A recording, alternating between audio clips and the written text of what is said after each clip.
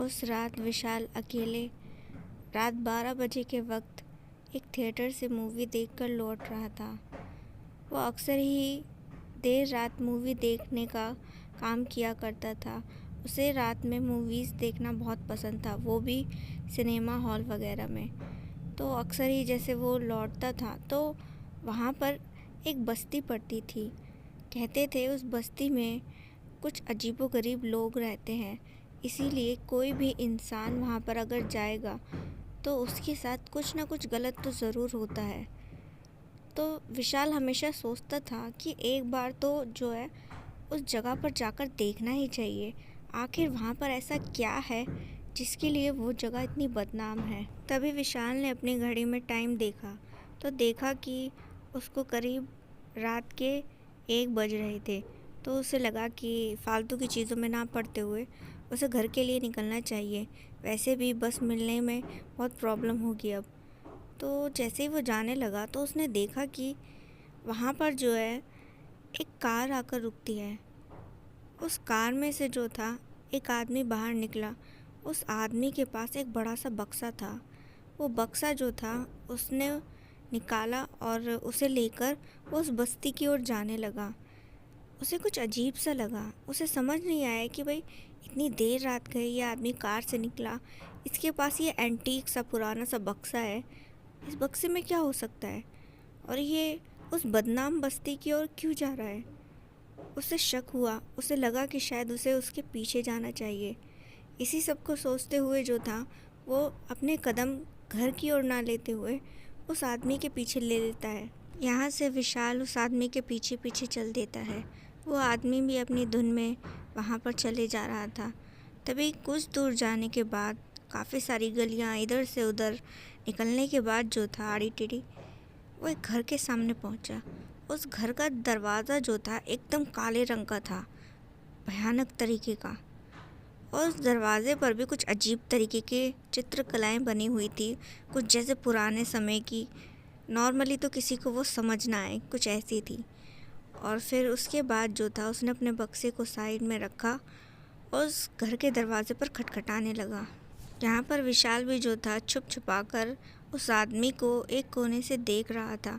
उस आदमी को फ़िलहाल ज़रा भी खबर नहीं थी कि उसके पीछे कोई है या नहीं है। तो वो जो था उस काले रंग के गेट वाले घर पर खटखटाता रहा। उसके खटखटाने का अंदाज़ कुछ अलग तरीके का था। विशाल ये देखकर समझने की कोशिश कर रहा था कि आखिर ये आदमी इस तरीके से जो है इस घर के दरवाजे पर किस लिए खटखटा रहा है। तो तभी जो है उसने 3 बार खटखटाया बड़े अलग ढंग से। तो उसके बाद वो खांसा।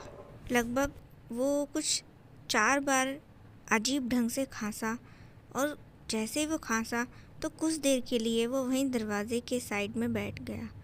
विशाल समझ रहा था कि भाई ये चल क्या रहा है। ये आदमी अलग तरीके से खटखटा रहा है, खांसने का अंदाज़, और ये इस तरीके से काउंटिंग गिन गिन कर जो इस तरीके से कर रहा है सारे काम। चक्कर क्या है इन सब चीज़ों का। तभी अचानक से ही दरवाज़ा खुलने की आवाज़ आई। तो जैसे ही दरवाज़ा खुला वो आदमी खड़ा होता है और घर में जो है अपना बक्सा लेकर अंदर चला गया। दरवाज़ा जो था खुला का खुला ही था और वो आदमी अंदर चला गया। विशाल भी धीरे से छुप छुपा कर उस घर तक पहुंचा और देखा कि दरवाज़ा खुला हुआ है। तो उसने सोचा कि भाई जाकर देखना चाहिए लफड़ा क्या है अंदर। अंदर पहुंचने के बाद उसने देखा कि एकदम से चारों ओर अंधेरा अंधेरा सा था, लेकिन 2-4 कदम रखने पर उसे चारों ओर रोशनी नज़र आई, जो कुछ काला काला सब कुछ नज़र आ रहा था। अब थोड़ा थोड़ा दिखाई देने लगा था। तो ये देखता है कि घर जो है एकदम खाली पड़ा है, सुनसान, ना बंदा ना बंदे की जात। और वो जो आदमी था जो बक्सा साथ लेके आया था वो आदमी भी कहीं नहीं नज़र आ रहा था। सन्नाटा एकदम पसरा हुआ था उस घर के अंदर, चारों ओर मकड़ी के जाले वगैरह। तो विशाल जो था वो समझ नहीं पाया। तब भी जो है उसने एक कोने में वही बक्सा रखा देखा जो उस आदमी के पास था। वो उस बक्से के पास गया। उसका जो लॉक था वो खुला हुआ था। तो यहाँ पर विशाल को लगा कि उसे खोल कर देखना चाहिए उस बक्से को। उसमें कुछ हो सकता है, नहीं भी हो सकता है, क्या हो सकता है देखना चाहिए।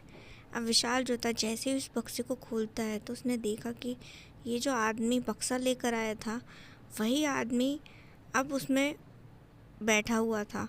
ये देख वो एकदम से घबरा गया और वो जो आदमी था उसने तुरंत ही जो था विशाल का गला पकड़ लिया।